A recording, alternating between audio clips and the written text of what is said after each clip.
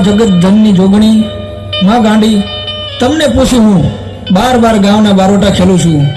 માં, તમારા તલવાર અને ત્રિશુલ તારા મઢમાં રાખું છું. માં ગાંડી, સદાય મારી ભેળે રહેજો. અરે બેટા મૂળુ, આ ઓખામાં તો શું, પણ આ ધરતી પર ગમે ત્યાં જા તોય તારો વાળ પણ વાંકો થવા દઉં તો આ ગાંડી દેવની કોઈ ઓળખે નહીં બેટા. અરે માડી, કોક દીક મને કોઈ બી વેળા પડે ત્યારે માડી મારી વારે આવજો.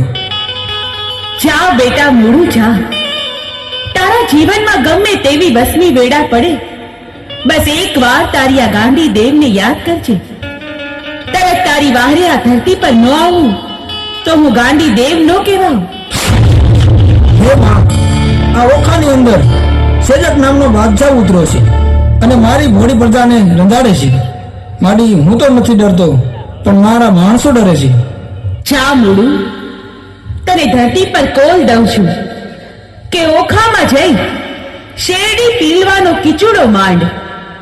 જેમ શેરડી પીલાય એમ સેજકના બાદશાહને નો પી જાઉં તો ઓખાના મંડાણની ગાંડી દેવ નો કહેવાઉં. બહુ સારું માડી. આ ઓખાની અંદર ચીચડો મારનાર તું કોણ?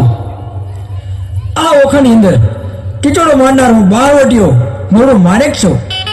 હે મુરુ, તને તો ખબર છે કે આ ઓખાની અંદર સેજક બાદશાહનું રાજ ચાલે છે. અહીંથી તારો ચીચડો ઉઠાવી લે, નહીતર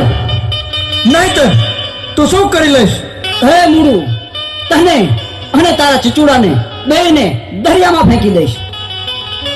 તો મારી આ તલવારના એક જ ઝાટકે તારું મસ્તક જુદું કરી નાખીશ.